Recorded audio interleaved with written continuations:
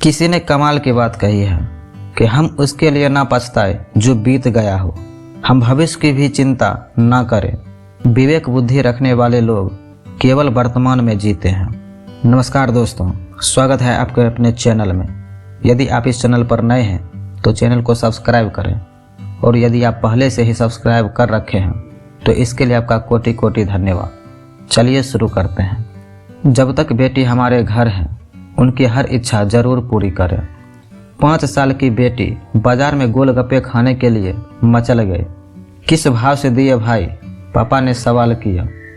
10 रुपये के 6 दिए हैं, गोलगप्पे वाले ने जवाब दिया। पापा को मालूम नहीं था कि गोलगप्पे इतने महंगे हो गए हैं। जब वे खाया करते थे तब तो 1 रुपये का 10 मिला करते थे। पापा ने जेब में हाथ डाला, 15 रुपये बचे थे। बाकी रुपये घर की ज़रूरत का सामान लेने में खर्च हो गए थे। उनका गांव शहर से दूर है, 10 रुपये तो बस किराए में लग जाने हैं। नहीं भाई, 5 रुपये में 10 दो तो ठीक है, वरना नहीं लेने। यह सुनकर बेटी ने मुंह फुला लिया। अरे अब चलो भी, नहीं लेने इतने महंगे। पापा के माथे पर लकीरें उभर आई। अरे खा लेने दो ना साहब, अभी आपके घर में है तो आपसे लार भी कर सकती है। कल को पराए घर चली गई तो पता नहीं ऐसे मचल पाएगी या नहीं। तब आप भी तरसोगे बिटिया की फरमाइश पूरी करने को। गोलगप्पे वाले के शब्द थे तो चुभने वाले, पर उन्हें सुनकर पापा की अपनी बड़ी बेटी की याद आ गई, जिसकी शादी उसने 3 साल पहले एक खाते पीते पढ़े लिखे परिवार में की थी। उन्होंने पहले साल से ही उसे छोटी छोटी बातों पर सताना शुरू कर दिया था।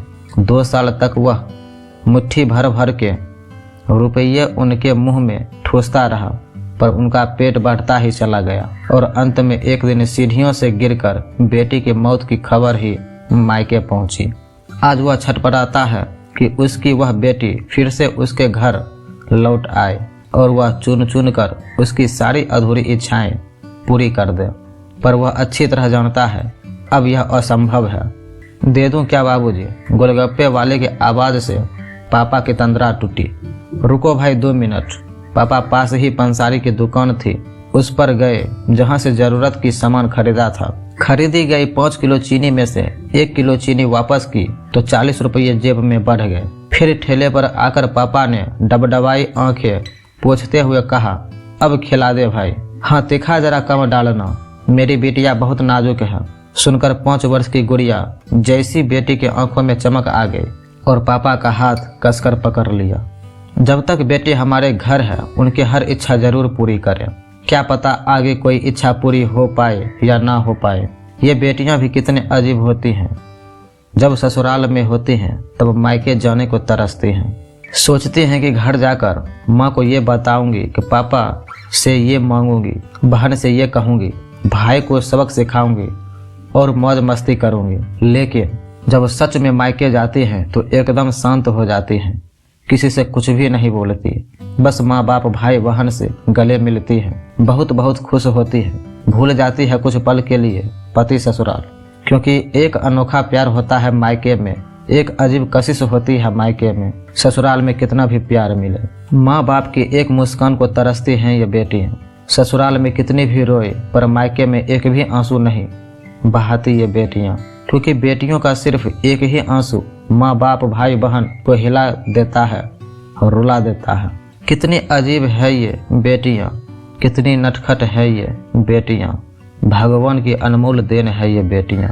हो सके तो बेटियों को बहुत प्यार दें, उन्हें कभी भी न रुलाएं, क्योंकि ये अनमोल बेटी 2 परिवार जोड़ती है, 2 रिश्ते को साथ लाती है अपने प्यार और मुस्कान से।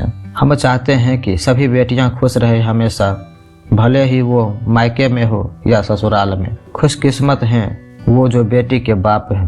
उन्हें भरपूर प्यार दें, दुलार करें और यही व्यवहार अपनी पत्नी के साथ भी करें, क्योंकि वो भी किसी की बेटी है और अपने पिता को छोड़कर अपने साथ पूरी जिंदगी बिताने आई है।